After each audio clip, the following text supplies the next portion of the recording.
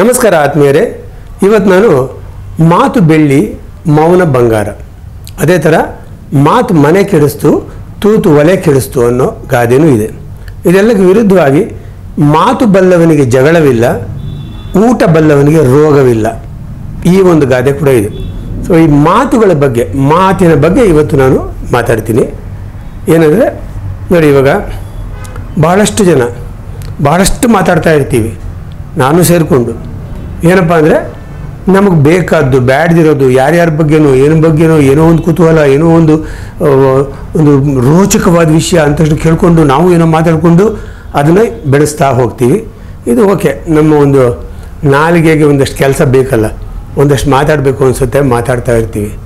ಇಲ್ಲಿ ಏನಂದರೆ ನಾನು ಇಷ್ಟು ವರ್ಷ ನನ್ನ ಅನುಭವದಲ್ಲಿ ನೋಡಿದಂದರೆ ಅತಿಯಾಗಿ ಮಾತಾಡೋದು, ತುಂಬ ಮಾತಾಡೋದು ಮನುಷ್ಯನ ಪೇಚಿಗೆ ಅಥವಾ ಕಷ್ಟಕ್ಕೆ ಸಿಲುಕಿಸುತ್ತೆ ಅನ್ನೋದನ್ನು ನೋಡಿಬಿಟ್ಟೆ. ಮಿತ ಭಾಷೆ ಅಂತಿದೆಯಲ್ಲ, ಮಿತವಾಗಿ ಮಾತಾಡೋದು, ಬೇಕಾದಷ್ಟೇ ಮಾತಾಡೋದು ನಿಮಗೊಂದು ಗೌರವ ಹಾಗೂ ನಿಮ್ಮನ್ನು ಒಂದು ಬೇರೆ ಒಂದು ಜಾಗದಲ್ಲಿ ಜನ ನೋಡೋ ಹಾಗೆ ಮಾಡುತ್ತೆ. ಏನಾಗುತ್ತೆ ಅಂತ ಒಂದು ಸಣ್ಣ ಉದಾಹರಣೆ ಕೊಡ್ತೀನಿ ನೋಡಿ. ಉದಾಹರಣೆಗೆ ಈಗ ಒಬ್ಬ ಗೆಳೆಯರ ಬಗ್ಗೆ ಬಂದ್ಬಿಡೋಣ. ಇವಾಗ ಗೆಳೆಯರ ಬಗ್ಗೆ ಮಾತಾಡುವಾಗ ಏನಾಗುತ್ತೆ, ಗೆಳೆಯರ ಜೊತೆ ಮಾತಾಡ್ತಾ ಇರ್ತೀವಿ. ಎಲ್ಲೋ ಒಂದು ಸಲ ಮಾತಾಡುವಾಗ ಅವನು ಯಾರ ಹತ್ರನೂ ಹೇಳ್ದ ಅಂತ ಒಬ್ಬ ಚಾಡಿ ಹೇಳಿರ್ಬೋದು, ಅಥವಾ ನಿಮ್ಮ ಎದುರಿಗೆ ಅವನು ಅದನ್ನು ಹೇಳಿರ್ಬೋದು. ಒಂದು ಮಾತು, ಅವನು ಹೇಳಿದ್ದ ಒಂದು ಮಾತು ಅಥವಾ ಒಂದು ಸಾಲು, ಮಾತಿನ ಸಾಲು ನಿಮಗೆ ಸ್ವಲ್ಪ ನೋವನ್ನು ಉಂಟು ಮಾಡ್ಬೋದು ಅಥವಾ ಬೇಸರವನ್ನು ಉಂಟು ಮಾಡ್ಬೋದು.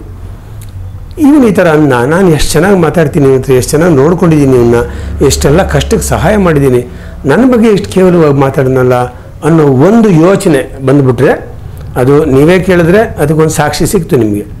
ಆದರೆ ಚಾಡಿ ಹೇಳಿದ್ದು ಕೇಳುವಾಗ ಅದು ಸತ್ಯಕ್ಕೆ ಹತ್ತಿರವಾದಂತೆ ಅನಿಸಿದ್ರು ಕೂಡ ಅಲ್ಲಿ ಅದು ಸುಳ್ಳಾಗಿರೋ ಸಾಧ್ಯತೆಯೂ ಇದೆ. ಅದಕ್ಕೋಸ್ಕರ ನಾವು ತುಂಬ ತಲೆ ಕೆಡಿಸ್ಕೋಬೇಕಾಗಿಲ್ಲ, ಬಟ್ ಕೆಡಿಸ್ಕೋತೀವಿ. ಇಲ್ಲಿ ಏನಾಗುತ್ತೆ, ಇಂಥ ವಿಷಯದಲ್ಲಿ ಒಂದು 30-40 ವರ್ಷದ ಸ್ನೇಹ ಒಂದೇ ಒಂದು ಮಾತಿಂದ ಬಿದ್ದು ಹೋಗೋ ಸಾಧ್ಯತೆಗಳಿದೆ. ಆಮೇಲೆ ನಾವು ಎಷ್ಟೇ ಪ್ರಯತ್ನ ಪಟ್ಟರೂ ಅದನ್ನು ಸರಿ ಮಾಡೋಕ್ಕಾಗದಿರೋಂಥ ಪರಿಸ್ಥಿತಿ ಬರೋ ಸಾಧ್ಯತೆಯೂ ಇದೆ. ಅದಲ್ಲದೆ ನೀವು ಹೇಳಿದ್ರಿ, ನೋಡು ನೀನು ಆ ಥರ ಮಾತಾಡಿದೆ, ನಂಗೆ ತುಂಬ ನೋವಾಯಿತು, ನೀನು ಈ ಥರ ಮಾತಾಡ್ತೀಯ ಅಂತ ಅಂದ್ಕೊಂಡಿರಲಿಲ್ಲ, ನೋಡಿ ನಾನು ಯಾವತ್ತೂ ಹಿಂಗೆ ಮಾತಾಡಿಲ್ಲ ಅಂದಾಗ ಅವನು ಹೇಳ್ತಾನೆ, ಅವಾಗ ನೀನು ಆವತ್ತು ಒಂದು ಮಾತು ಹೇಳಿದೆ, ನನಗೆಷ್ಟು ನೋವಾಯಿತು ಗೊತ್ತಾ, ಆದರೆ ನಾನು ನಿನಗೋಸ್ಕರ ಸಹಿಸ್ಕೊಂಡೆ. ಇಲ್ಲ ಪರವಾಗಿಲ್ಲ, ಏನೋ ಬಾಯಿ ತಪ್ಪು ಹೇಳಿರ್ಬೋದು ಅಂತ, ಬಟ್ ನಿನಗೆ ಆ ಗುಣ ಇಲ್ಲ, ಪರವಾಗಿಲ್ಲ ಬಿಡು, ನಮ್ಮ ಸ್ನೇಹ ತುಂಡಾದರೂ ಪರವಾಗಿಲ್ಲ, ನಾವು ಇಲ್ಲಿಗೆ ನಿಲ್ಲಿಸೋಣ, ನಾಳೆಯಿಂದ ನಾವು ಭೇಟಿ ಆಗೋದು ಬೇಡ ಅಂತ ಹೇಳಿದ್ರೆ, ಆಗ ನಿಮಗೆ ಅವ್ನು ಮಾಡಿದ ಸಹಾಯಗಳೆಲ್ಲ ನೆನಪಿಗೆ ಬರುತ್ತೆ. ಈ ಥರ ಎಲ್ಲ ಮಾಡಿದ್ದ, ಇಷ್ಟೆಲ್ಲ ಕಷ್ಟಪಟ್ಟಿದ್ದ, ಹೌದಲ್ಲ ಅವತ್ತು ನಾನು ಹೇಳಿದ್ದು ತಪ್ಪಾಯಿತು. ನಾನು ಹೇಳಿದ ಮಾತಲ್ಲಿರುವಂಥ ತಪ್ಪುಗಳು ನಮಗೆ ಕಾಣೋದಿಲ್ಲ, ಆದರೆ ಅವರು ಹೇಳಿದ ಇತರರು ಹೇಳಿದ ತಪ್ಪುಗಳು ನಮಗೆ ಎದ್ದು ಕಾಣ್ತವೆ. ಇಲ್ಲಿ ನಾವು ಸ್ವಲ್ಪ ಹುಷಾರಾಗಿರಬೇಕು, ಈ ಮಾತುಗಳನ್ನ ನಾವು ಮಿತವಾಗಿ ಮಾತಾಡಬೇಕು. ಇನ್ನೊಂದು ಏನಪ್ಪ ಅಂದರೆ, ನಮ್ಮ ಮನಸ್ಸಿಗೆ ಸಾವಿರಾರು ವಿಷಯಗಳು ಬರ್ತವೆ, ಆ ವಿಷಯಗಳನ್ನೆಲ್ಲ ಅವನ ಹತ್ರ ಹೇಳಬೇಕಾಗಿಲ್ಲ. ಇದು ನೋಡಿ, ಎಸ್ಪೆಷಲಿ ಗೆಳತಿ ಅಂತ ಬಂದಾಗ, ಒಂದಷ್ಟು ಆತ್ಮೀಯರಾದಾಗ ಅವ್ರು ಏನು ಮಾಡ್ತಾರೆ, ಹೇಗೂ ಒಂದು ನಂಬಿಕೆಗೆ ಅರ್ಹನಾಗಿರ್ತಾನೆ ಅಥವಾ ಅರ್ಹನಾಗಿರ್ತಾಳೆ ಅಂತ ಆದಾಗ ಮನಸಾರೆ ಮಾತಾಡೋಕ್ಕೆ ಶುರು ಮಾಡ್ತಾರೆ. ಅವ್ರ ನೋವನ್ನೆಲ್ಲ ಹೇಳ್ಕೊತಾರೆ, ಅವರ ಅಸಹಾಯಕತೆಯನ್ನು ಹೇಳ್ಕೊತಾರೆ, ಅವ್ರಿಗಿರೋ ಒಂದು ಕೀಳರಿಮೆಯನ್ನು ಹೇಳ್ಕೊತಾರೆ, ಅಥವಾ ಅವ್ರಿಗೆ ಏನೋ ಅವ್ರಿಗಾಗಿರೋ ಒಂದು ಬೇಜಾರನ್ನ ಹೇಳ್ಕೊತಾರೆ. ಇಲ್ಲಿ ಏನು ತಪ್ಪಾಗುತ್ತೆ ಒಂದೊಂದು ಸಲ ಅಂತಂದರೆ, ನೋಡಿ, ಈ ಒಂದು ಹೇಳ್ಕೊಳ್ಳೋ ಒಂದು ಮನಸ್ಸಿಂದ ಹೊರಗಡೆ ಹಾಕ್ಬಿಡೋಣ, ಒಬ್ಬ ಆತ್ಮೀಯನ ಜೊತೆ ಹಂಚ್ಕೊಳ್ಳೋಣ ಅಂತ, ಅಥವಾ ಆತ್ಮೀಯಳ ಜೊತೆ ಹಂಚ್ಕೊಳ್ಳೋಣ ಅಂತ ಹೋದಾಗ ನಿಮ್ಮ ದೌರ್ಬಲ್ಯನೂ ನಿಮಗೆ ಗೊತ್ತಿಲ್ಲದೆ ನೀವು ಹಂಚ್ಕೋತಾ ಇರ್ತೀರ, ನಿಮಗಾಗಿರೋ ಅವಮಾನನ ನೀವು ಹಂಚ್ಕೋತಾ ಇರ್ತೀರ, ನಿಮಗಾಗಿರೋ ನೋವನ್ನು ಹಂಚ್ಕೋತಾ ಇರ್ತೀರ. ಇದು ಎಲ್ಲವನ್ನು ನೋಡಿ ಕೇಳಿ ಆ ಮನುಷ್ಯ ಅಥವಾ ಆ ಹುಡುಗ ಅಥವಾ ಹುಡುಗಿ ಅವರು ಇದನ್ನು ಮಿಸ್ಯೂಸ್ ಮಾಡುವಂಥ ಸಾಧ್ಯತೆಗಳು ಇರ್ತವೆ. ಇಲ್ಲಿ ಕೆಲವು ಗುಟ್ಟುಗಳು ನಿಮ್ಮಲ್ಲೇ ಇದ್ದರೆ ಒಳ್ಳೆಯದು. ಯಾಕಂದರೆ ಎಲ್ಲವನ್ನೂ ನೀವು ಹೇಳಿದಾಗ ಏನಾಗುತ್ತೆ, ವಲ್ನರಬಲ್ ಅಂತೀವಿ. ಹಾಗೆ ಇವನು ಅಥವಾ ಅವಳು ನನಗೆ ಈಸಿಯಾಗಿ ಸಿಗ್ತಾಳೆ, ಸುಲಭವಾಗಿ ಸಿಗ್ತಾಳೆ ಅನ್ನೋ ಒಂದು ಭಾವನೆ, ಅಥವಾ ಸಿಗ್ತಾನೆ ಅನ್ನೋ ಭಾವನೆ ಅವರಲ್ಲಿ ಬರ್ಬೋದು.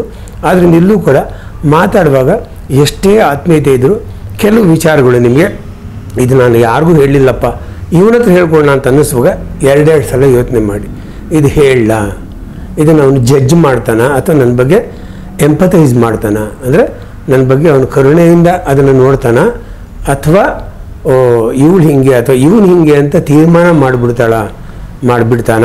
ಈ ಥರ ನೀವು ಸ್ವಲ್ಪ ಆ್ಯನಲೈಸ್ ಮಾಡಿ, ಒಂದು ಸ್ವಲ್ಪ ಅದನ್ನು ಯೋಚನೆ ಮಾಡಿ ಮಾತಾಡೋದು ಒಳ್ಳೆಯದು. ಅಣ್ಣ ತಮ್ಮದ್ರ ಬಗ್ಗೆ ಬರೋಣ. ಈಗ ಅಣ್ಣ ತಮ್ಮಂದ್ರ ಬಗ್ಗೆ ನೋಡಿ, ಈಗ ಅಣ್ಣ ತಮ್ಮಂದಿರುವಾಗ ನಮ್ಮಲ್ಲೊಂದು ಗಾದೆನೇ ಇದೆ, ಹುಟ್ಟುತ್ತಾ ಅಣ್ಣ ತಮ್ಮಂದರು, ಬೆಳೀತಾ ದಾಯಾದಿಗಳು ಅಂತ.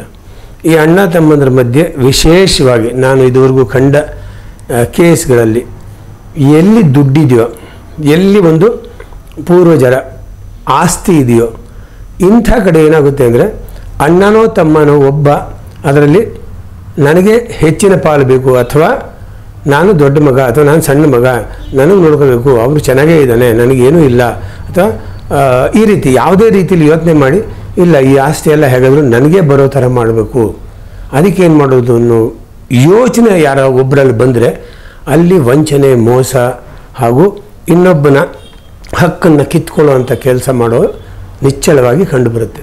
ಇಲ್ಲೂ ಅಷ್ಟೇ, ಇಲ್ಲಿ ಯಾವುದರಿಂದ ಈ ಶುರುವಾಗುತ್ತೆ, ಚೆನ್ನಾಗೇ ಇರ್ತಾರೆ ಅಣ್ಣ ತಮ್ಮಂದ್ರು, ಹುಟ್ಟಿದಾಗ ಚೆನ್ನಾಗಿರುತ್ತೆ, ಬೆಳೆದಿದ್ದ ದಾಯಾದಿಗಳು ಅಂದ ತಕ್ಷಣ ಇಂಥ ವಿಷಯಗಳು ಸುಮ್ಮನೆ ಬರೋದಿಲ್ಲ.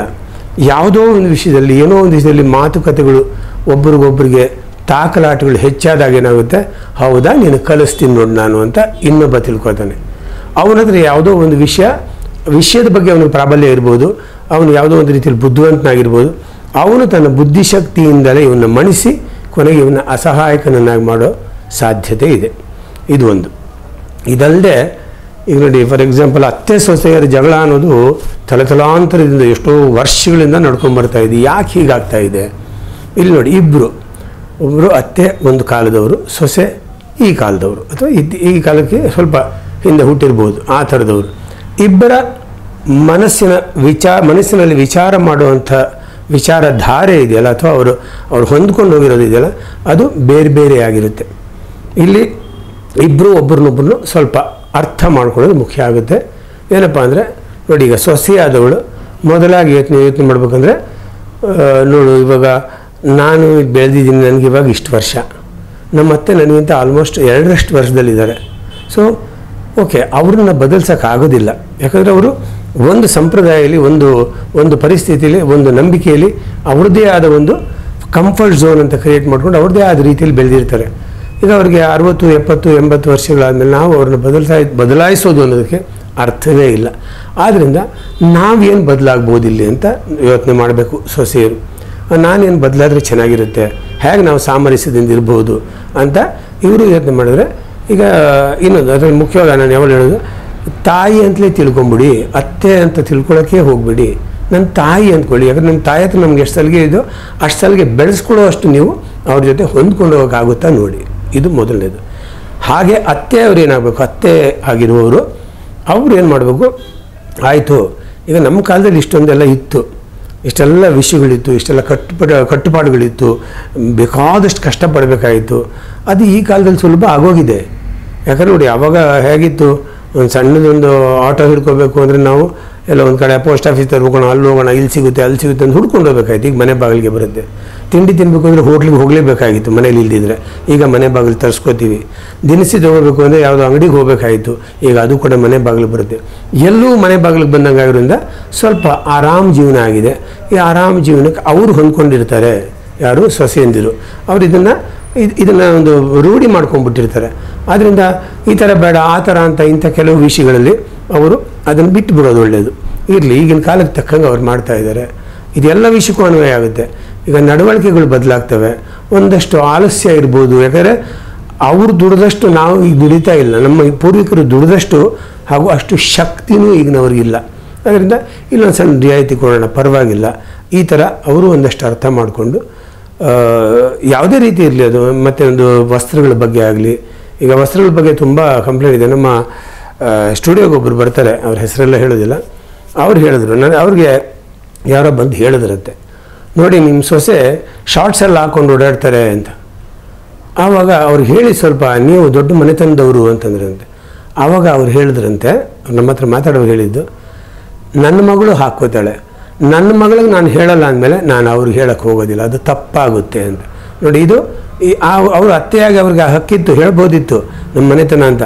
ಅಂದರೆ ಮಕ್ಕಳು ಅಂತ ನನ್ನ ಮಗಳು ಅಂದ ತಕ್ಷಣ ಕೆಲವರಿಗೆ ಅದು ಒಂದಷ್ಟು ಅವ್ರ ಬಗ್ಗೆ ಒಂದಷ್ಟು ಅವ್ರಿಗೆ ರಿಯಾಯಿತಿ ಕೊಡೋದು ಇರುತ್ತೆ. ಬಟ್ ಇವರು ಕಣ್ಣು ತುಂಡಾಗಿ ಹೇಳಿದ್ರೆ, ಇಲ್ಲ ರೀ ನಾನು ಹೇಳಲ್ಲ, ಯಾಕಂದರೆ ಈ ಥರ ನನ್ನ ಮಗಳು ಕೂಡ ಹಾಕ್ಕೋತಾಳೆ, ಅವಳಿಗೆ ಹೇಳೋ ಸಮಯದಲ್ಲಿ ನಾನು ಇವಳು ಹೇಳ್ತೀನಿ ಅಂತ. ಈ ಥರ ಒಂದು ಚಂದವಾಗಿ ಹೊಂದಾಣಿಕೆ ಹೋದರೆ ಅದು ಕೂಡ ಚೆನ್ನಾಗಿರುತ್ತೆ. ಮಾತು ಬಲ್ಲವನಿಗೆ ಜಗಳ ಇಲ್ಲ, ಊಟ ಬಲ್ಲವನಿಗೆ ರೋಗ ಇಲ್ಲ ಅಂತ ಇನ್ನೊಂದು. ನೋಡಿ ಇಲ್ಲೇನೆಂದರೆ ಎಷ್ಟು ಬುದ್ಧಿವಂತಿಕೆಯಿಂದ ನಾವು ಮಾತಾಡ್ತೀವಿ ಅನ್ನೋದು ಮುಖ್ಯ ಆಗ್ತಾ ಹೋಗುತ್ತೆ. ಯಾಕಂದರೆ ಎಷ್ಟೋ ಜನಕ್ಕೆ ಏನೋ ಮಾತಾಡ್ತೀವಿ, ಜಗಳ ಆಡ್ತಾರೆ ಅಥವಾ ಚರ್ಚೆ ಮಾಡ್ತಾರೆ, ಏನೋ ಒಂದು ಆರ್ಗ್ಯುಮೆಂಟ್ ಆಗುತ್ತೆ ಅಥವಾ ಏನೋ ಒಂದು ವಿಷಯದ ಬಗ್ಗೆ ಭಾಳಷ್ಟು ಮಾತುಗಳು ಬರುತ್ತೆ. ಎಲ್ಲ ಮುಗಿದ್ಮೇಲೆ ಅಯ್ಯೋ ನಾನು ಹೀಗೆ ಹೇಳಬೇಕಾಗಿತ್ತು, ಅವಾಗ ತಲೆ ಹೊಳಿಲೇ ಇಲ್ಲ ಇದು, ಹಂಗೆ ಹೇಳಿದ್ರೆ ಅವ್ನು ಕರೆಕ್ಟಾಗಿ ಗೊತ್ತಾಗ್ತಿತ್ತು, ಇವಾಗ ಹೇಳ್ತೀನಿ ನೋಡು ಅಂತ ಮತ್ತೆ ಹೋಗಿ ಅದನ್ನೇನು ತಿರ್ಗಾ ಅದನ್ನು ಈಗ ಮುಗಿದೋಗಿರೋದು ಚಾಪ್ಟರ್ ಕೂಡ ಮತ್ತೆ ಹೋಗಿ ಮಾಡಿ ಅಲ್ಲಿ ನೀನು ಹಂಗಂದೆಲ್ಲ ಇದು ಹಿಂಗೆ ಅಂತ ಇದನ್ನು ಮಾಡೋಕ್ಕೆ ಹೋಗಬೇಡಿ. ಆ ಕ್ಷಣದಲ್ಲಿ ನಿಮ್ಗೆ ಏನಾದ್ರು ಒಳ್ಳೆ ಮಾತು, ಒಳ್ಳೆ ಉತ್ತರ, ಅದಕ್ಕೊಂದು ಒಳ್ಳೆ ಪ್ರತ್ಯುತ್ತರ ಕೊಡೋದು ನಿಮ್ಗೆ ಸಿಕ್ತು ಅಂದರೆ ಅಲ್ಲಿ ಮಾತಾಡಿ ಮುಗಿಸ್ಬಿಡಿ. ಅದೆಲ್ಲ ಮುಗಿದೋದ ಕತೆ ಆದಮೇಲೆ ಇನ್ನೊಂದು 2 ಗಂಟೆ 5 ಗಂಟೆ ಬಿಟ್ಟು ಅಥವಾ ನೆಕ್ಸ್ಟ್ ಡೇ ತಕ್ಷಣ ಹಿಂಗೆ ಹೇಳಿದ್ದು ಚೆನ್ನಾಗಿದೆ ಹೇಳ್ತೀನಿ ನೋಡಿ ಇವಾಗ ಬಿಡಲ್ಲ ಅಂತ ಮಾಡೋಕ್ಕೆ ಹೋಗ್ಬಿಡಿ. ಮತ್ತೆ ಆ ಚರ್ಚೆನ ಅಥವಾ ಆ ವಾಗ್ವಾದನ ಅದು ಮುಂದುವರಿಸುತ್ತೆ ಹಾಗೂ ಸಂಬಂಧಗಳು ಕೆಟ್ಟು ಹೋಗೋ ಸಾಧ್ಯತೆ ಇರುತ್ತೆ. ಎರಡನೇದು ಏನಂದರೆ ಓಕೆ ನಿಮ್ಗೆ ಅನ್ನಿಸ್ಬೋದು, ಎಷ್ಟೊಂದು ವಿಷಯ ಅನಿಸ್ಬೋದು, ಹಿಂಗೆ ಹೇಳ್ಬೇಕು ಅವ್ನಿಗೆ ಇವತ್ತು ಬಿಡಲ್ಲ, ನನಗೆ ಯಾವಾಗಲೂ ನಾನೇ ಸಹಿಸ್ಕೋಬೇಕಾ, ನಾನು ಸಹಿಸ್ಕೊಂಡು ಸಾಕಿದೆ, ಇವತ್ತು ನಾನು ಹೇಳೋದೆ ಏನಾದರೂ ಆಗಲಿ ಹೇಳ್ತೀನಿ ಅಂತ ಇದ್ದಬದ್ದ ಶಕ್ತಿಯೆಲ್ಲ ಕೂಡಿಸ್ಬಿಟ್ಟು ಅವ್ರ ಜೊತೆ ಜಗಳ ಆಡ್ತಾರೆ ಅಥವಾ ಚರ್ಚೆ ಮಾಡ್ತಾರೆ ಅಥವಾ ವಾಗ್ವಾದಕ್ಕೆ ಇಳಿತಾರೆ. ಇಲ್ಲೂ ಕೂಡ ಅಷ್ಟೇ, ನೀವು ಇಲ್ಲಿ ಒಂದು ವಾದದಲ್ಲಿ ಗೆಲ್ಬೋದು, ಆದರೆ ಅದರಿಂದಾಗಿ ಇನ್ನೊಬ್ಬರ ಪ್ರೀತಿನ ಕಳ್ಕೊಳ್ಳುವಂಥ ಪರಿಸ್ಥಿತಿನೂ ಬರ್ಬೋದು. ಈ ಬಗ್ಗೆ ಹುಷಾರಾಗಿರಿ. ನಾನು ಇದೆಲ್ಲ ತುಂಬ ಬಿಡಿಸಿ ಹೇಳೋದಿಲ್ಲ, ಬಹುಶಃ ಇದನ್ನು ಅನುಭವಿಸಿದವ್ರಿಗೆಲ್ಲ ಇದು ಗೊತ್ತಾಗಿರುತ್ತೆ ಏನು ಅಂತ. ಕೆಲವು ಸಲ ಬಿಟ್ಬಿಡೋದು ಕಲ್ತ್ಕೊಳ್ಳೋಣ, ದೊಡ್ಡ ಮನುಷ್ಯರಾಗ್ಬೋಣ. ಒಂದು ಸಣ್ಣ ವಿಷಯಕ್ಕೂ ನಾನು ತೆಗಿತೀನಿ ನೋಡು, ನಾನು ಹೇಳ್ತೀನಿ ನೋಡು, ಅವತ್ತು ಹಂಗಂದೆ ಇವತ್ತು ಹಿಂಗಂದೆ ನೀನು, ಇವತ್ತು ನೋಡಿ ನಾನು ಹೇಳ್ತೀನಿ ಕೇಳು, ನೀನು ಸರಿ ಇಲ್ಲ, ಈ ಥರ ಮಾಡೋಕ್ಕೆ ಹೋಗ್ಬಿಡಿ. ಯಾವಾಗಲೂ ಇನ್ನೊಬ್ಬರ ಮೇಲೆ ಬ್ಲೇಮ್ ಹಾಕೋದನ್ನು ಕಮ್ಮಿ ಮಾಡಿದರೆ ನಿಂದು ತಪ್ಪು ಅಂತ ಎತ್ತಿ ತೋರಿಸೋ ಬದಲು ಹಿಂಗಿದ್ರೆ ಚೆನ್ನಾಗಿರುತ್ತಲ್ವಾ, ನಾವು ಹಿಂಗೆ ಮಾಡೋಣವಾ, ಹಿಂಗಿರೋಣವಾ, ಈ ರೀತಿ ಒಂದು ಉತ್ತರ ಪಾಸಿಟಿವ್ ಆಗಿ ಮಾತಾಡೋದು ಕಲ್ತ್ಕೊಂಡ್ರೆ ತುಂಬ ಚೆಂದ. ವಿಶೇಷವಾಗಿ ಇದೆಲ್ಲ ಗಂಡ ಹೆಂಡತಿರ ಮಧ್ಯೆ ಬರುತ್ತೆ, ನಮ್ಮ ಹತ್ರ ಬರ್ತಾರೆ. ಕಾರಣ ನೋಡಿದ್ರೆ ತುಂಬ ಸಣ್ಣದು, ಆ ಸಣ್ಣ ಕಾರಣಕ್ಕೆ ಒಂದು ದೊಡ್ಡ ಯುದ್ಧನೇ ಆದಂಗೆ ಆಗಿರುತ್ತೆ ಮನೆಯಲ್ಲಿ, ಸಣ್ಣ ವಿಷಯ. ಆಮೇಲೆ ನೋಡಿ ಅದನ್ನು ನಮಗೆ ಸಣ್ಣ ವಿಷಯ, ಅವರು ಅದನ್ನು ಒಂದು ಈಗೋ ಅಂತ ಏನೊಂಥರ ಅಹಂಕಾರ ಅಂತಾರಲ್ಲ, ಆ ಅಹಂಕಾರದಿಂದ ತೊಗೊಂಡಾಗ ನನಗೆ ಹೀಗಂತು, ನನಗೆ ಹೀಗಂದ, ನನಗೆ ಹೀಗಂದ್ಲು, ನಾನೇನು ಕಮ್ಮಿ, ಈ ಥರದ ಯೋಚನೆಗಳು ಬಂದಾಗ ಅದರ ಬಣ್ಣ ಬೇರೆ ಆಗ್ಬಿಡುತ್ತೆ, ಅದರ ತೀಕ್ಷ್ಣತೆ ಅನ್ನೋದಿದೆಯಲ್ಲ ಅದು ಜಾಸ್ತಿ ಆಗುತ್ತೆ. ಇಲ್ಲೂ ಕೂಡ ನಾವು ಹುಷಾರಾಗಿರಬೇಕು. ಆಮೇಲೆ ನೋಡಿ ಯಾವಾಗಲೂ ಸಂಬಂಧಗಳು ಹೆಂಗಿರುತ್ತೆ ಅಂದರೆ ಗಂಡ ಹೆಂಡತಿ ಆಗಲಿ, ಅತ್ತೆ ಸೊಸೆ ಆಗಲಿ, ಅಣ್ಣ ತಮ್ಮ ಆಗಲಿ, ಗೆಳೆಯರೇ ಆಗಲಿ, ನಾವು ತುಂಬ ಇಷ್ಟಪಟ್ಟು ಅವ್ರ ಜೊತೆ ಸೇರ್ಕೊಂಡಿರ್ತೀವಿ, ಇಷ್ಟಪಟ್ಟು ಅವ್ರ ಹತ್ರ ಮಾತಾಡಿರ್ತೀವಿ. ಈ ಮಾತು ಹಾಗೂ ಸಂಬಂಧನ ಸುಲಭವಾಗಿ ಮುರಿಯೋದಕ್ಕೆ ಬಿಡಬೇಡಿ. ಕೆಲವು ಕಡೆ ನಾವು ಸ್ವಲ್ಪ ಕಾಂಪ್ರಮೈಸ್ ಮಾಡಿಕೊಂಡ್ರೂ ಪರವಾಗಿಲ್ಲ, ಆಯ್ತಪ್ಪ ಕರೆಕ್ಟ್, ನೀನೇ ಸರಿ ಬಿಡು, ನಾನು ಇದನ್ನು ಮುಂದುವರ್ಸಲ್ಲ, ಯಾಕಂದರೆ ನಮ್ಮ ಸಂಬಂಧ ಹಾಳು ಮಾಡೋಕ್ಕೆ ನನಗೆ ಇಷ್ಟ ಇಲ್ಲ, ಇರ್ಬೋದು, ನೀನೇ ಸರಿ ಇರ್ಬೋದು, ನಂದೇ ತಪ್ಪಿರೋದು ಪರವಾಗಿಲ್ಲ, ಅಯ್ಯೋ ನಾನೇ ಎಷ್ಟು ಸಲ ಮಾಡಬೇಕು ಅಂತ ಅನಿಸ್ಬೋದು, ಮಾಡಿ ಪರವಾಗಿಲ್ಲ. ಯಾಕಂದರೆ ಇವೆಲ್ಲ ಜೀವನ ಪರ್ಯಂತ ಚಂದವಾಗಿ ಕಟ್ಕೊಳ್ಳುವಂಥ ಸಂಬಂಧಗಳು. ಇದರಲ್ಲಿ ಯಾರೇ ಆಗಲಿ, ಈ ಕಡೆಯವರು ಆ ಕಡೆಯವರು, ಒಬ್ಬರಾದರೂ ಸ್ವಲ್ಪ ಕಾಂಪ್ರಮೈಸ್ ಮಾಡೋರು, ಇನ್ನೊಬ್ಬರು ತಣ್ಣಗಾಗ್ತಾರೆ. ಈ ರೀತಿ ಎಲ್ಲೋ ಒಂದು ಕಡೆ ಕಿರಿಕಿರಿ ಆಗುವಂಥ ವಿಷಯನ ಮಾತಾಡದೆ ಕೂಲಾಗಿ ಚಂದವಾಗಿ, ಇಲ್ಲಿ ನೀವು ಬುದ್ಧಿವಂತಿಕೆ, ಮಾತು ಬಲ್ಲವನಿಗೆ ಜಗಳ ಇಲ್ಲ ಅಂದರೆ ಇಲ್ಲಿ ಬರುತ್ತೆ ಪಾಯಿಂಟು. ಏನು ಯಾವುದೇ ವಿಷಯ ಇರಲಿ, ಇವಾಗ ಏನೋ ಒಂದು ಜಗಳ ಆಗಿರುತ್ತೆ, ಸರಿ ಯಾರೊಬ್ಬರು ಸರ್ ಹೋಗ್ತಾರೆ, ಇರಲಿ ಬಿಡು ಇನ್ನು ಮರೆತುಬೋಣ, ಇವಾಗ ಹೋಗೋಣ, ಇಲ್ಲ ನಾನು ಬರಲ್ಲ ಹೋಗಿನಿ, ಅಲ್ಲ ನಿನ್ನ ಫೇವ್ರೇಟ್ ಹೋಟ್ಲು ಹೋಗ್ತೀನಿ ಬಾ, ನಿನ್ನ ಕರ್ಕೊಂಡು ಹೋಗ್ತೀನಿ, ಬೇಡ ಬಿಡಿ, ಈ ಥರ ಹೇಳೋ ಬದಲು ಇರಲಿ, ಜಗಳ ಆಡಿರ್ಬೋದು, ಬಟ್ ಆಮೇಲೆ ಅವ್ನು ಬಂದಲ್ಲ ಅಥವಾ ಅವಳು ಬಂದಲ್ಲ ನನ್ನ ಹತ್ರ, ಇರಲಿ ರೀ ನಾವು ಏನು ಬಿಟ್ಬಿಡೋಣ, ನಾವು ಒಟ್ಟಿಗೆ ತಿನ್ನೋಣ, ಒಟ್ಟಿಗೆ ಊಟ ಮಾಡೋಣ ಅಂತ. ಇಬ್ಬರಲ್ಲಿ ಯಾರು ಬಂದರೂ ಕೂಡ ಇನ್ನೊಬ್ಬರು ಅದಕ್ಕೆ ಸಿದ್ಧರಾಗಬೇಕು. ಆ ಹಳೆಯದನ್ನು ಮತ್ತೆ ಇಟ್ಕೊಂಡು ಕೆಣಕ್ತಾ ಇದ್ದರೆ ಗಾಯದ ಮೇಲೆ ಬರೀ ಎಳಿತಾ ಹೋಗ್ತಾ ಅದನ್ನು ಆ ಗಾಯನ ಡೀಪ್ ಮಾಡ್ತಾ ಅಂದರೆ ಆಳ ಮಾಡ್ತಾ ಹೋಗುತ್ತೆ ಮನಸ್ಸು. ಆ ಥರ ಮಾಡೋಕ್ಕೆ ಹೋಗಬೇಡಿ. ಎಲ್ಲಕ್ಕಿಂತ ಹೆಚ್ಚಾಗಿ ನೋಡಿ, ಫಸ್ಟ್ ಮನುಷ್ಯ ಬಾಯಲ್ಲಿ ಮಾತಾಡೋದು ಬಿಟ್ಬಿಡಿ, ಬಾಯಲ್ಲಿ ಮಾತಾಡೋದು ಇದ್ದೇ ಇದೆ, ಬೇಕಾದಷ್ಟು ಮಾತಾಡ್ತಾನೆ ಅವ್ನಿಗೆ. ಯಾಕಂದರೆ ನಾಳೆಗೆ ಒಂದು ಚಪಲಾನೇ ಇರುತ್ತೆ, ಮಾತಿನ ಚಪಲ ಅಂತ ಕೆಲವರಿಗೆ, ಅವ್ರಿಗೆ ಹೇಳ್ತಿದ್ರೆ ಸಮಾಧಾನ ಇರೋಲ್ಲ. ಒಂದು ಹೇಳಬೇಕು ಅಂದರೆ ಹೇಳ್ಬಿಡ್ಬೇಕು, ಇವತ್ತು ಅವ್ರಿಗೆ ತಿದ್ದಬೇಕು ಅಂದರೆ ತಿದ್ದುಬಿಡ್ತೀನಿ ನೋಡಿ ಇವಾಗ, ಹಾಗೆಲ್ಲ ಅಂದ್ಕೊಂಡಿದ್ದೆಲ್ಲ ಹೇಳೋಕೆ ಹೋಗ್ಬೇಡಿ, ಯೋಚನೆ ಮಾಡಿ ಮಾತಾಡಿ. ಇದು ಹೊರಗಡೆ ಮಾತಾಡುವಾಗ ನೀವು ಯೋಚನೆ ಮಾಡೋದು ಒಂದು ವಿಷಯ, ಆದರೆ ಒಳಗಡೆ ಮಾತಾಡ್ಕೊಳ್ತೀವಿ ನಾವು ಮನಸ್ಸಿನ ಜೊತೆ. ಮನಸ್ಸು ಸುಮ್ಮನೆ ಇರಲ್ಲ, ಒಂದರಿಂದ ಒಂದು ಡೈಲಾಗ್ಗಳು ಬಿಡ್ತಾ ಇರುತ್ತೆ ಒಳಗೆ. ನೋಡು ನಿನಗೆ ಹೆಂಗಾಯಿತು, ಯಾಕಾಯಿತು, ನೋಡಿದ್ಯಾ ನೀನು ಇಷ್ಟು ಚೆನ್ನಾಗಿ ಮಾತಾಡಿದಾಗ ಏನು ಸಿಕ್ತು ನಿನಗೆ, ಈ ಥರ ನಿಮ್ಮ ಪರವಾಗಿ ಹಲವಾರು ಮಾತುಗಳನ್ನ ಅದು ಹೇಳ್ತಾ ಇರುತ್ತೆ. ನಾವು ಇದನ್ನೆಲ್ಲ ನಮ್ಮದೇ ಅಲ್ವಾ ಅದು ಮಾತು, ಹೌದಲ್ವಾ, ನಾನು ನೋಡಿ ಯಾಕೆ, ನಾನು ಏನು ತಪ್ಪು ಮಾಡಿದ್ದೆ, ನನಗೆ ಹಿಂಗೆ ಅಂದ್ಬಿಟ್ಟು ಹೋಗ್ಬಿಟ್ರಲ್ಲ ಇವರೆಲ್ಲ, ಇಲ್ಲ ಮಾಡ್ತೀನಿ, ಇವ್ರಿಗೂ ಬುದ್ಧಿ ಹೇಳ್ತೀನಿ, ಇದನ್ನು ಬಿಟ್ಬಿಡಿ. ನೋಡಿ ಯಾವಾಗಲೂ ಇಲ್ಲಿರೋದು ಮನಸ್ಸು ನಮ್ಮ ಪರವಾಗೇ ಇರುತ್ತೆ. ಸ್ವಲ್ಪ ಯೋಚನೆ ಮಾಡಿ, ಒಂದು ನಿಮಿಷ ಅಪ್ಪ, ಹೌದು ಅವ್ರು ಹಂದ್ರು, ಹಾಗನ್ನೋದಕ್ಕೆ ಏನು ಕಾರಣ, ಓ ಅಂತ ಸರಿಯಾಗಿ ಹುಡುಕಿದ್ರೆ ನಿಮ್ಮದು ಏನೋ ಒಂದು ತಪ್ಪು ನಿಮಗೆ ಕಾಣೋ ಸಾಧ್ಯತೆ ಇರುತ್ತೆ. ನಮಗೆ ಬೇರೆಯವ್ರ ತಪ್ಪುಗಳು ಭಾಳ ಬೇಗ ಗೊತ್ತಾಗುತ್ತೆ, ಯಾಕಂದರೆ ನಮ್ಮ ಡಿಫೆನ್ಸ್ ಮೆಕ್ಯಾನಿಸಮ್ ಹಂಗಿರುತ್ತೆ. ಉದಾಹರಣೆಗೆ ಈಗ ಒಂದು ತೊಗೊಳ್ಳಿ, ಲೋಟ ಕಾಫಿ ಇದೆ ತೊಗೊಂಡು ಅದು ಇಸ್ಕೊಳ್ಳೋಕೆ ಬಿತ್ತು ಅಂತ ಇಟ್ಕೊಳ್ಳಿ. ನಿಮಗನ್ಸೋದು ನಾನು ಹಿಡ್ಕೊಳ್ಳೋಕೆ ಮುಂಚೆನೇ ಅವ್ರು ಬಿಟ್ಬಿಟ್ರು ನೋಡಿ ಅದನ್ನು. ಅವ್ರಿಗೆ ಅನ್ಸುತ್ತೆ ನಾನು ಸರಿಯಾಗಿ ಕೊಟ್ಟೆ, ಅವಳು ಹಿಡ್ಕೊಳ್ಳೇ ಇಲ್ಲ ಸರಿಯಾಗಿ ಅಂತ. ನಾನು ಕರೆಕ್ಟಾಗಿ ಕೊಟ್ಟೆ ಅವಳ ಕೈಗೆ ಇಟ್ಕೊಳ್ಳೋದಿಲ್ಲ, ನನ್ನ ಮೇಲೆ ಹಾಕ್ತೀಯಾಳೆ ಅಂತ.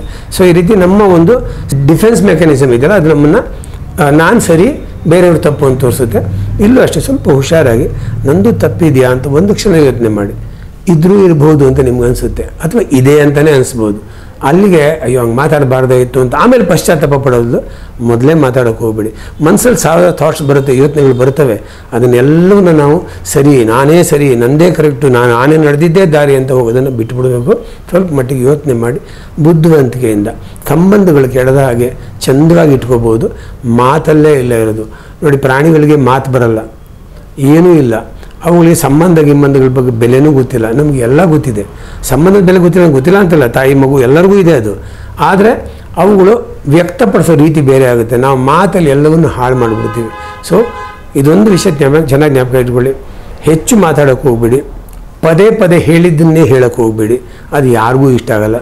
ಆಮೇಲೆ ಯಾರಾದರೂ ಒಳ್ಳೆ ಕೆಲಸ ಮಾಡಿದಾಗ ಅದನ್ನು ಶಬಾಸನ್ನಿ, ಅವ್ರನ್ನ ಹೊಗಳಿ, ಅವ್ರಿಗೆ ಸ್ವಲ್ಪ ಖುಷಿಪಡಿಸಿ. ಯಾಕಂದರೆ ನಿಮಗೋಸ್ಕರ ಏನೋ ಕೆಲಸ ಮಾಡಿರ್ತಾರೆ, ಖುಷಿಪಡಿಸಿ. ಅವರು ಅದರಿಂದ ಎರಡರಷ್ಟು ಉತ್ತೇಜನಗೊಳ್ತಾರೆ, ಮತ್ತು ಅವರು ಅದನ್ನು ಮುಂದುವರ್ಸ್ಕೊಂಡು ಹೋಗ್ತಾರೆ. ನಾವು ಪ್ರತಿ ಜಾಗದಲ್ಲೂ ಹಂಗಿಸ್ತಾ ಇದ್ದರೆ ಇದು ಸರಿ ಇಲ್ಲ, ಅದು ಸರಿ ಇಲ್ಲ ಅಂತ ಹೇಳ್ತಾ ಇದ್ದರೆ ಅವರು ಕೂಡ ಸಣ್ಣಗಾಗ್ತಾ ಹೋಗ್ತಾರೆ. ತಪ್ಪಾಗ್ಬೋದು. ನೋಡಿ ಈ ಥರ ಮಾಡ್ತಿದ್ಯಾ ಅಮ್ಮ, ಇದು ಚೆನ್ನಾಗಿಲ್ಲ, ಅದ್ರ ಬದಲು ನೋಡಿ ಈ ಥರ ಮಾಡಿ ನೋಡಿ ಚೆನ್ನಾಗಾಗುತ್ತದು, ಈ ಥರ ಪ್ರಯತ್ನ ಪಡು, ಅಲ್ಲಿ ನಿಮಗೆ ಸಕ್ಸಸ್ ಸಿಗುತ್ತೆ. ಈ ಥರ ಒಂದು ಸ್ವಲ್ಪ ಅವ್ರಿಗೆ ಎನ್ಕರೇಜಿಂಗ್ ಆಗಿದೆ, ಉತ್ತೇಜಿಸೋ ಥರ ಮಾತಾಡಿದ್ರೆ ಅದು ಚೆನ್ನಾಗಿರುತ್ತೆ. ಸೊ ಈ ಎಲ್ಲ ವಿಷಯಗಳನ್ನ ಮನಸ್ಸಲ್ಲಿ ಇಟ್ಕೊಳ್ಳಿ. ಒಂದು ಸಂಬಂಧಗಳು ಹಾಳಾಗೋದು ಬಹಳ ಸುಲಭ. ಯಾಕಂದರೆ ನಮ್ಮಲ್ಲಿ ಬರೋ ಡೈವರ್ಸ್ ಕೇಸ್ಗಳ ಬಗ್ಗೆ ಮಾತಾಡೋರು ನೋಡಿದ್ದೀನಿ. 5 ವರ್ಷ 6 ವರ್ಷ ಲವ್ ಮಾಡಿ 6 ತಿಂಗಳಲ್ಲಿ ನಮ್ಗೆ ಸಾಕು, ನಾವು ಬಿಡಬೇಕು ಅಂತಿದ್ದೀವಿ ಅಂತ ಬರೋರಿದ್ದಾರೆ. ಸೊ ದಯವಿಟ್ಟು ಯಾವುದೇ ಸಂಬಂಧನ ಅಷ್ಟು ಸುಲಭವಾಗಿ ಹಾಳಾಗಕ್ಕೆ ಬಿಡಬೇಡಿ. ಸಂಬಂಧ ಕಟ್ಕೊಳ್ಳೋದು ಕಷ್ಟ, ಸಂಬಂಧನ ಕಟ್ ಮಾಡೋದು ಭಾಳ ಸುಲಭ. ಸೊ ಕಟ್ಕೊಳ್ಳೋದ್ರ ಕಡೆ ಇರಿ, ಕಟ್ ಮಾಡೋದನ್ನು ಬಿಟ್ಬಿಡಿ. ಮನಸ್ಸಿಂದ ಹೊರಗಡೆ ಹಾಕಿ ಚಂದವಾಗಿರಿ, ಆರಾಮಾಗಿರಿ. ಸ್ವಲ್ಪ ಓಪನ್ ಆಗಿ, ಅಂದರೆ ಯಾವುದೇ ಅಹಂಕಾರ ಇಲ್ಲದೆ, ಈಗೋ ಪ್ರಶ್ನೆನೇ ಇಲ್ಲದೆ ಮುಕ್ತವಾಗಿ ಮಾತಾಡೋದು ಕಲ್ತ್ಕೊಳ್ಳಿ. ಗಂಡ ಹೆಂಡತಿ ಹತ್ರ ಅಥವಾ ಹೆಂಡತಿ ಗಂಡನ ಹತ್ರ ಮಾತಾಡ್ಕೊಳ್ಳಿ. ಈ ಥರ ನಂಗೆ ಬೇಜಾರಾಯ್ತು, ನೀನು ದಯವಿಟ್ಟು ಈ ಥರ ಮಾತಾಡಬೇಡಿ ಅಂತ ಕೂಲಾಗಿ ಹೇಳಿ. ನಿಮ್ಗೆ ಅಂದ್ಬಿಟ್ರಿ ಅಂತ ಜಗಳಕ್ಕೆ ಹೋಗೋ ಬದಲು ಸಾಫ್ಟ್, ಗಂಡನೂ ಅಷ್ಟೇ ಹೆಂಡತಿ ಇಬ್ಬರು ಸಾಫ್ಟ್ ಆಗೋದು ಕಲ್ತ್ಕೊಂಡ್ರೆ ಈಗ ಇಬ್ಬರು ದುಡಿತಾರೆ, ಚೆನ್ನಾಗಿದ್ದೀವಿ, ಈ ಜಗತ್ತೇ ಚೆನ್ನಾಗಿದೆ, ಒಂಥರ ಮುಂದುವರಿತಾ ಇದೆ. ಇದ್ರ ಜೊತೆ ನಾವು ಮುಂದುವರಿಬೇಕಂದ್ರೆ ಯಾವ ಕಾರಣಕ್ಕೂ ಹಿಂದಕ್ಕೆ ಹೋಗಬಾರ್ದು. ಮತ್ತೆ ಮಾಡಿದ ತಪ್ಪುಗಳನ್ನ ಮತ್ತೆ ಮಾಡಬೇಡಿ. ಯಾವತ್ತೂ ಯಾರನ್ನು ಯಾವುದೇ ಕಾರಣಕ್ಕೂ ನೋಯಿಸೋಕೆ ಹೋಗಬೇಡಿ. ಯಾಕಂದರೆ ನೋಯಿಸೋಕ್ಕೆ ತುಂಬ ಜನ ಇದ್ದಾರೆ ಈ ಜಗತ್ತಲ್ಲಿ, ಪ್ರತಿಯೊಬ್ಬರಿಗೂ. ಅದರಲ್ಲಿ ನೀವು ಒಬ್ಬರಾಗಬೇಡಿ. ನೀವು ಅದನ್ನು ಆದಷ್ಟು ಅವ್ರನ್ನ ಖುಷಿ ಪಡಿಸೋಕೆ ನೋಡಿ. ನಿಮ್ಮ ಜೊತೆಯಲ್ಲಿರೋರನ್ನ ಯಾರೇ ಇರಲಿ, ಅದು ಯಾವುದೇ ಸಂಬಂಧ ಇರಲಿ, ಅದನ್ನು ಆದಷ್ಟು ಖುಷಿ ಪಡಿಸ್ತೀವಿ ಅಂತ ಪ್ರಯತ್ನ ಪಟ್ಟರೆ ನಂದು ಗೋಕುಲ ಆಗುತ್ತೆ ಮನೆ. ಇದಿಷ್ಟು ಹೇಳ್ತಾ ನನ್ನ ಮಾತುಗಳನ್ನ ಮುಗಿಸೋಕ್ಕೆ ಇಷ್ಟಪಡ್ತೀನಿ. ಇನ್ನೇನಾದರೂ ನಿಮ್ಮ ಪ್ರಶ್ನೆ ಇದ್ದರೆ, ಮನಸ್ಸು ಇದ್ರ ಬಗ್ಗೆ ನೀವು ಕಮೆಂಟಲ್ಲಿ ಹಾಕಿ, ಅದ್ರ ಬಗ್ಗೆ ಮುಂದಿನ ಸಲ ಮಾತಾಡ್ತೀನಿ. ನಮಸ್ಕಾರ.